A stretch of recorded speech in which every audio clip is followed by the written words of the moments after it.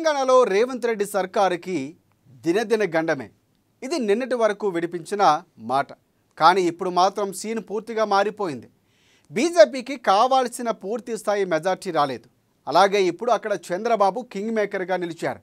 గతంలో ప్రభుత్వాలు కూల్చివేయడంతోనే కమలానికి సీట్లు తగ్గాయనేది వాస్తవం. దీంతో పాటు ఇప్పుడు ఏ నిర్ణయం తీసుకోవాలన్నా మిత్రపక్షాలకు చెప్పి మరీ చేయాల్సిందే. అక్కడ ఉన్నది రేవంత్ గురువు కాబట్టి కాంగ్రెస్ సర్కారుకి ఢోకా లేదనే చెప్పవచ్చు.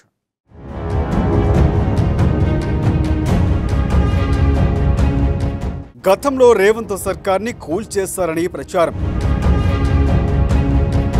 రేవంత్ సర్కార్ని మోదీ టచ్ చేయడని టాక్. ప్రస్తుత ఎన్నికల్లో బీజేపీకి తగ్గిన మెజారిటీ. ప్రస్తుత పరిస్థితుల్లో సేఫ్ జోన్లో రేవంత్ రెడ్డి. చంద్రబాబు కీ రోల్తో రేవంత్ సర్కారుకి తప్పిన ముప్పు.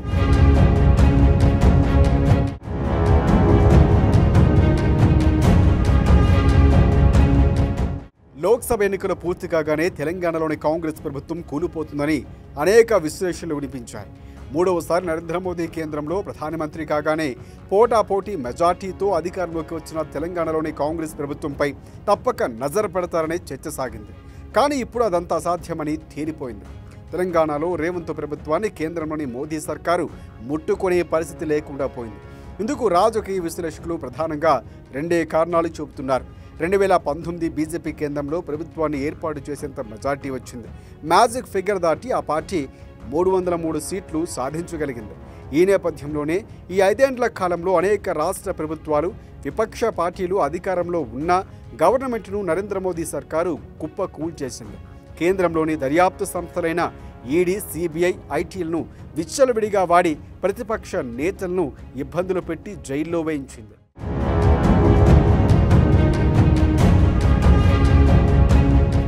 ఇక హ్యాట్రిక్ ప్రధానిగా మోదీ నిలిచారు.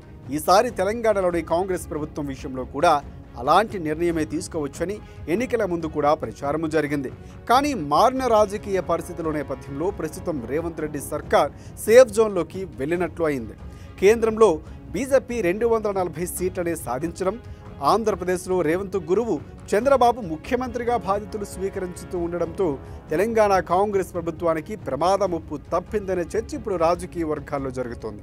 ఈ 2 కారణాల వల్లే ప్రస్తుత కాంగ్రెస్ ప్రభుత్వం సేఫ్ జోన్లో ఉన్నట్లు రాజకీయ విశ్లేషకులు అభిప్రాయపడుతున్నారు.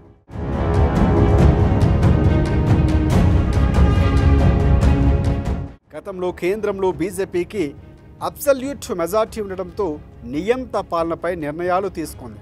కానీ ఇప్పుడు పరిస్థితులు పూర్తిగా మారిపోవడంతో అలాంటి నిర్ణయాలకు ఆస్కారం లేదు.